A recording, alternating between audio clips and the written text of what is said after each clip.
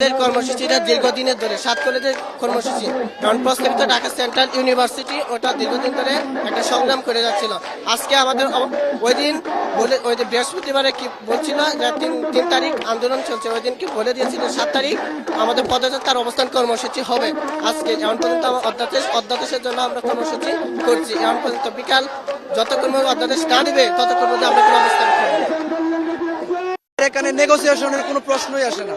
আমাদের এক দফা এক দাবি সেন্ট্রাল, আর সেন্ট্রাল নিয়ে আমরা এখানে ফিরবো। যদি রাত হয় বা সকাল হয় তবু আমরা এখানে থাকবো, এখানে সবকিছু হবে। আমরা সেন্ট্রাল অধ্যাদেশ ছাড়া বিকল্প কোনো ইয়া নাই, আমাদের কোনো নেগোসিয়েশন এখানে হবে না। পর্যন্ত দাবি আদায় না হবে আমরা রাজপথ ছেড়ে যাব না। আমাদের এই কার্যক্রম অনির্দিষ্টকালের জন্য চলবে। আমরা আমাদের অধ্যাদেশ নিয়ে ক্লাসে ফিরবো, আমরা আমাদের অধ্যাদেশ নিয়ে ক্লাস শুরু করবো, পড়ার টেবিলে ফিরে যাবো। কয়টা পর্যন্ত বসবো বা কি করবো এর কোনো ধরা বাঁধা নিয়ম নেই। আমাদের যদি অধ্যাদেশকে এখনই বলে যে ঠিক আছে তোমাদের অধ্যাদেশ রাষ্ট্রপতি দ্বারা আমরা জারি করে দিব, আমরা এখনই উঠে যাব।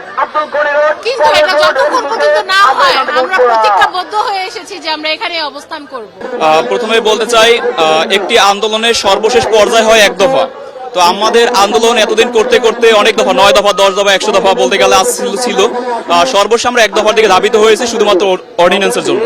তো আমরা এর আগেও শিক্ষা ভবন অভিমুখে গত 13 অক্টোবর এসেছিলাম, আমাদের সাথে গোল টেবিল বৈঠকও হয়েছিল। কিন্তু দুঃখের বিষয় হচ্ছে সেই বৈঠকের আউটপুট আসলে জিরো ছিল।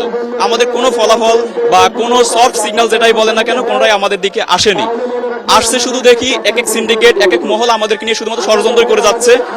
1.5 লক্ষাধিক শিক্ষার্থীদের মুক্তি, সেটি হচ্ছে অধ্যাদেশ, এর কোনো বিকল্প নেই। সো আমাদের আজকে যে এক দফা দাবি নিয়ে এখানে এসেছি, এর এক দফা দাবি আদায় না হওয়া পর্যন্ত, অর্থাৎ মহামান্য রাষ্ট্রপতির অধ্যাদেশ জারি না হওয়া পর্যন্ত আমাদের এই কর্মসূচি চলবে। সেক্ষেত্রে আমরা আপাতত এখন পর্যন্ত যে গোল টেবিল বৈঠকের কোনো সিদ্ধান্ত আমাদের নেই, যেহেতু পূর্বের অভিজ্ঞতা আমাদের খুবই ভালো ছিল না, সুখকর ছিল না। সো আমাদের পরবর্তী কর্মসূচি এভাবেই চলবে, যতক্ষণ পর্যন্ত অধ্যাদেশ হবে ততক্ষণ পর্যন্ত আমাদের যে পরিকল্পনা সেটা হচ্ছে লাগাতার কর্মসূচি আমাদের চলমান রাখবো। কেননা দীর্ঘদিন ধরে আমাদের আন্দোলন সংগ্রাম চালিয়ে যাচ্ছিলাম, এখন আমরা ক্লান্ত।